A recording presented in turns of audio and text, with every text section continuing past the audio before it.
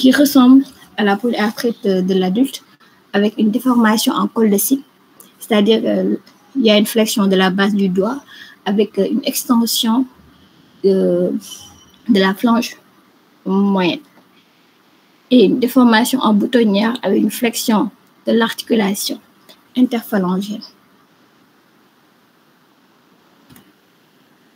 La forme avec anthésiopathie. L'anthésiopathie, l'anthèse, c'est la zone d'ancrage de l'os sur l'os des tendons, ligaments.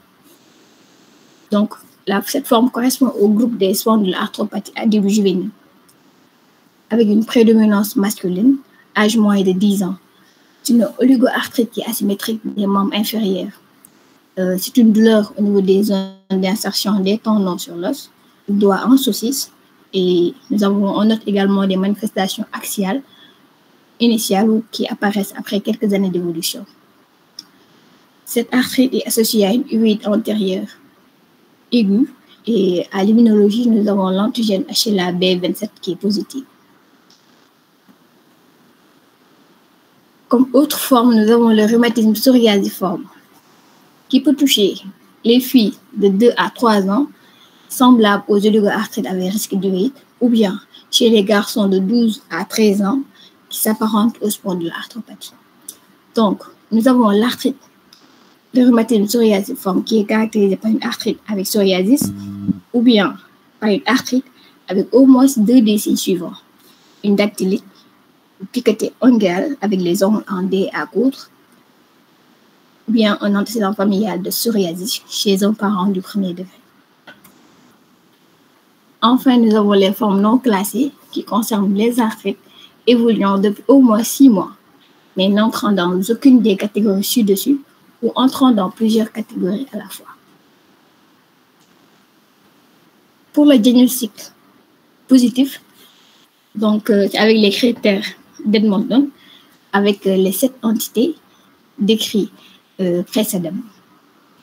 Donc, nous avons ici un tableau qui résume les 7 entités cliniques de l'arthrite juvénile idiopathique. Comme diagnostic différentiel, nous avons pour la maladie Kawasaki, un cyste grave, une sarcoïdose ou bien un rhumatisme articulaire aigu.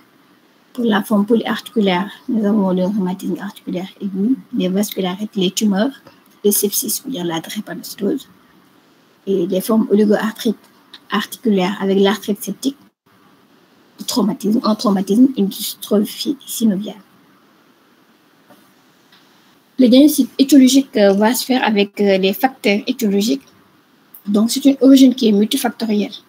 Avec les facteurs environnementaux, le stress psychologique, ou bien les facteurs traumatiques, infectieux avec le rubéole ou bien le parvovirus.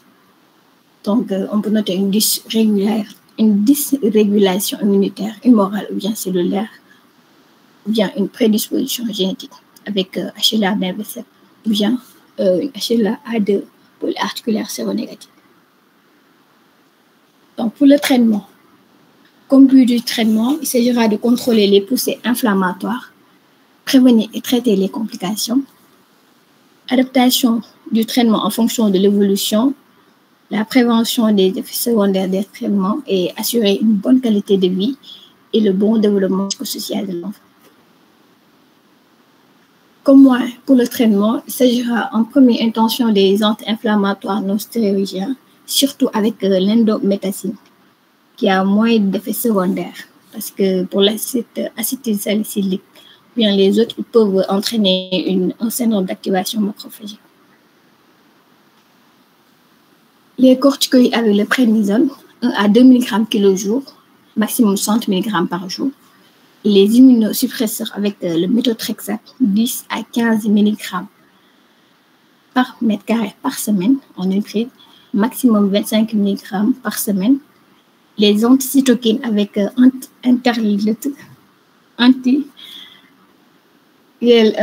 anakinra 2 mg kg ou bien anti-interleukine 6.